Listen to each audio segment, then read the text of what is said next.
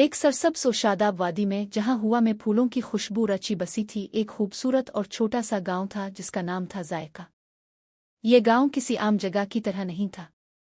यहाँ के लोग सादा थे, लेकिन उनके खानों में ऐसा जादू था जो थके हुए दिलों को सुकून दे, गमगीन चेहरों पर मुस्कुराहट ला दे और भोली बसरी यादें वापस ला दे। इसी गांव के किनारे एक छोटे से मिट्टी के घर में महरू नामी लड़की अपनी दादी जुलेखा के साथ रहती थी। महरू सादा, खुश मिजाज और बहुत मोहब्बत करने वाली लड़की थी। और दादी, वो एक वक्त की मशहूर बावर्चन थीं, जो अब उम्र रसीदा होने के बावजूद एक जादुई हुनर रखती थी। प्याज का पराठा बनाने का हुनर। दादी जब प्याज का पराठा बनातीं तो पूरे गांव में घी, मसालों और तले हुए प्याज की खुशबू फैल जाती। वो प्याज को निहायत बारीकी से काट, फिर इसमें हरी मिर्च, धनिया, थोड़ा सा नमक और एक छोटी सी खुफिया चीज शामिल करती, जिसे वो कहती खुशी का चुटकी भर जादू। फिर वो नरमी से गूंधा हुआ आटा लेती, प्याज भरती, पराठा बेलती और चुपके चुपके गाती जाती थी। पराठा बने, दिल हंसे, जो भूला हो वो याद आए।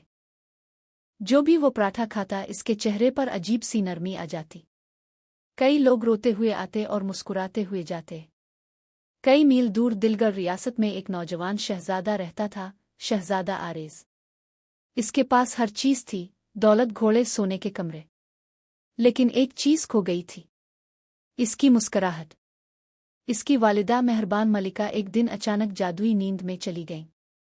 दरबार के जादूगर बता ना सके कि क्यों, सिर्फ इतना कहा, जब शहजादे का दिल जागेगा तब मलिका जागेगी। शहजादा आरेज ने दुनिया के बेहतरीन खाने खाए, खुशी लाने वाले मशवरे सुने, लेकिन इसका दिल खाली रहा।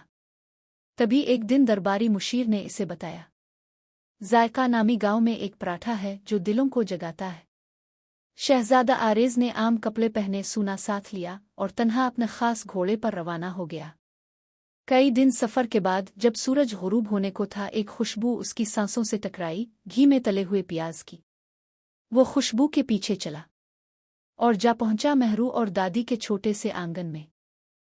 महरू ने शहजादे को पहचाना नहीं, लेकिन दिल से मुस्करा कर कहा, मुसाफिर हो, आओ, खाने का वक्त है, गर्म पराठा तैयार है।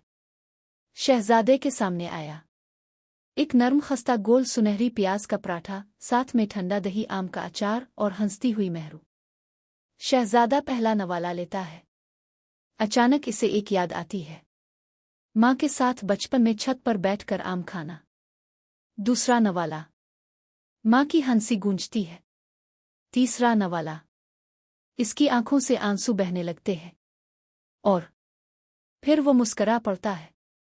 दादी जुलेखा दूर से देख रही थी। वो आहिस्ता से बोले, जाने वाले पिल कभी मुकम्मल नहीं जाते। पराठा उनकी खुशबू रखता है।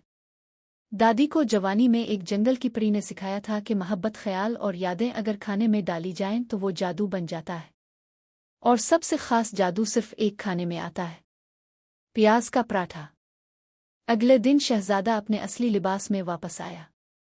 इसने दादी से कहा, अपना नुस्खा मुझे दे दें ताकि मैं अपनी माँ को जग्गा सकूं। दादी ने मुस्करा कर कहा, यह नुस्खा कागज पर नहीं, दिल पर लिखा जाता है। महरू ने आहिस्ता से कहा, मैं साथ चल सकती हूँ, माँ के लिए पराठा खुद बना दूंगी। जब महरू ने मलिका के कमरे में पराठा बनाया और उसकी पहली खुशबू फैली, मलिका की उंगली हिली। जूं जूं पराठे की खुशबू फैली, माँ की आंखें खिलने लगे। और जब महरू ने पहला नवाला दिया, मलिका ने धीरे से कहा, आरेज, तुम मुस्करा रहे हो। फिर वो जाग गईं।